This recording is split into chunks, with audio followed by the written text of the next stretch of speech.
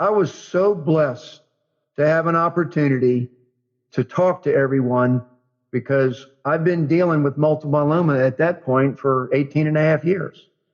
And a lot of people that had just been diagnosed with cancer, they're just afraid.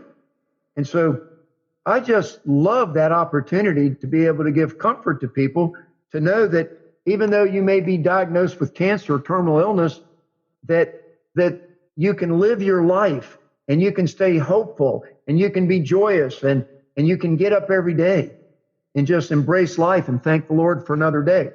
When Stacy brought Max, my newest grandchild, out, and I held him up, I just have to tell you, of all the things that I've ever had the privilege to do publicly, that was my greatest moment. To be there, being a cancer survivor, we call it, but mine, I say surviving because mine's incurable and I always have it. It could always come back and hard and do ugly things to me. But to be there and know that I was given approximately 5.5 years average diagnosis, 18 and a half years before. This March in a couple months will be my 19th anniversary of my diagnosis. You know, the Lord has blessed me.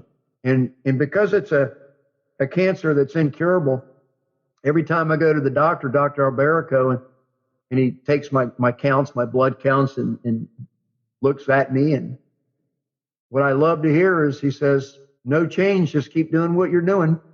And I thank him. Well, I'm just thankful. And it took me a long time to fully accept everything. But once I did, it's out of my control. And that's really kind of what my message is today. It's out of my control. I gave it up to the Lord. Until I did that, I had night sweats. I had terrible times accepting my diagnosis. It took me about a year in the beginning. And so when I go into prisons all across the country and I meet people, you know, I go there and, you know, do they want to listen to me coming in? Generally, no, not until I start sharing my life story with them. And then they don't really think their story's so bad sometimes.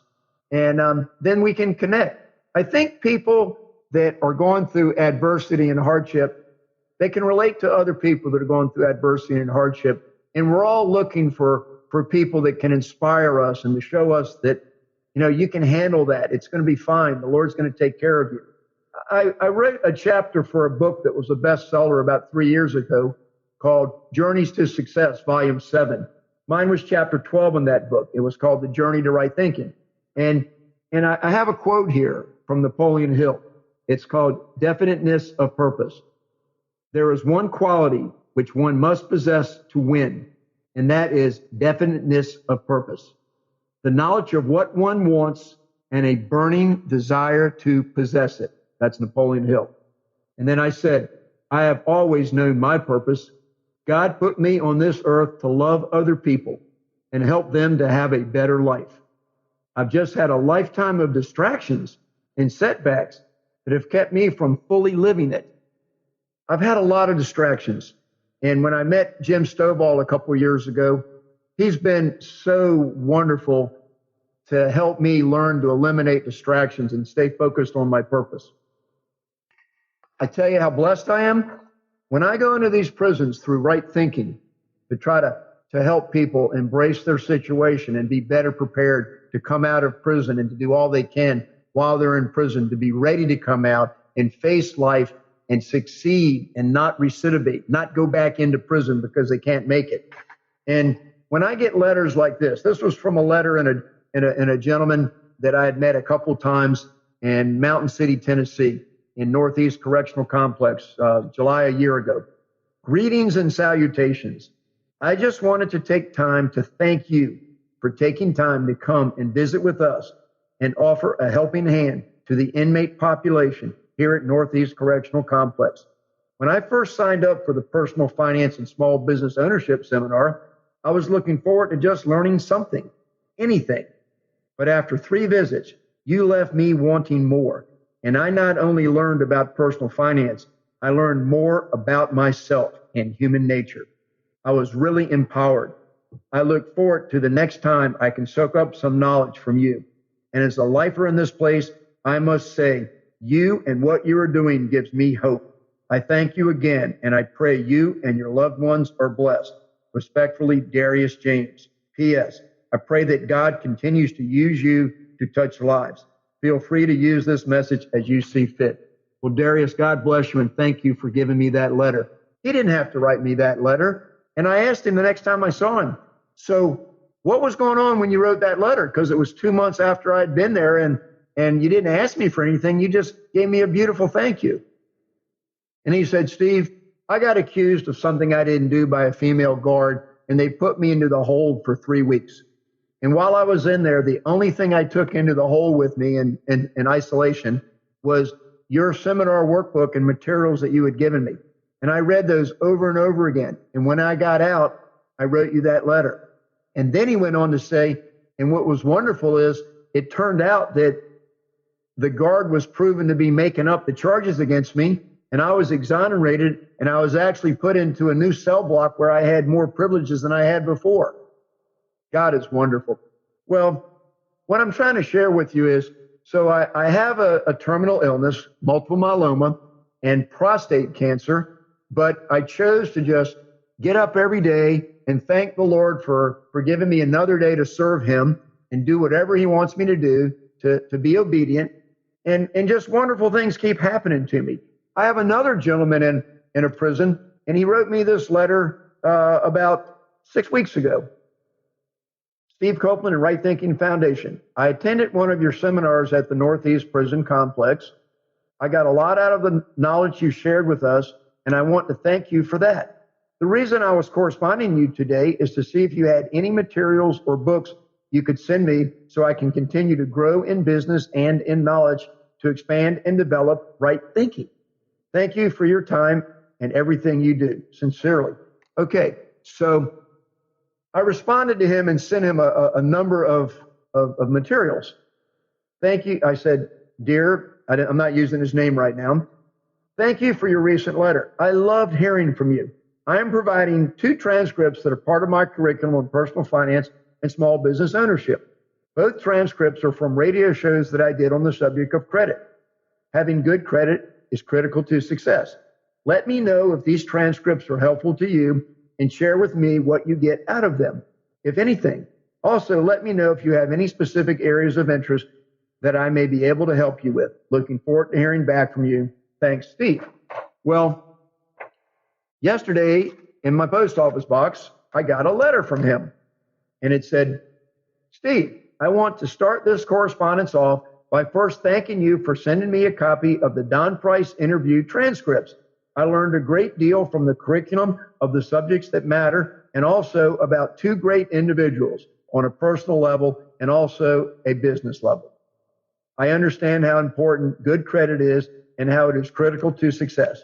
You and Don have inspired me to study more on credit and have established a motive in me to formulate plans for ways to build, manage, and maintain credit. Steve, there are other things that I have identified within the 4 corners of the transcripts, and that I have learned that it's more to credit than just a report or a FICA score. By the way, thanks for sharing a little history on what FICA stands for. What it's also about your word and keeping your word. I have now adopted your definition of credit. So thank you for that.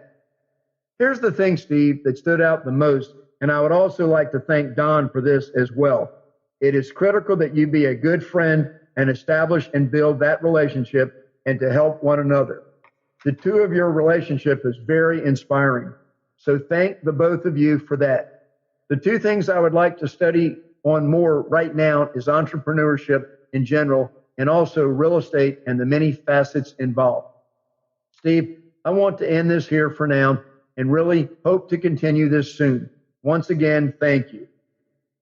I'm bringing those letters forth just to kind of share with you how beautiful my life is to have relationships with men and women all over the country that I can connect with, and we can just appreciate each other and help one another.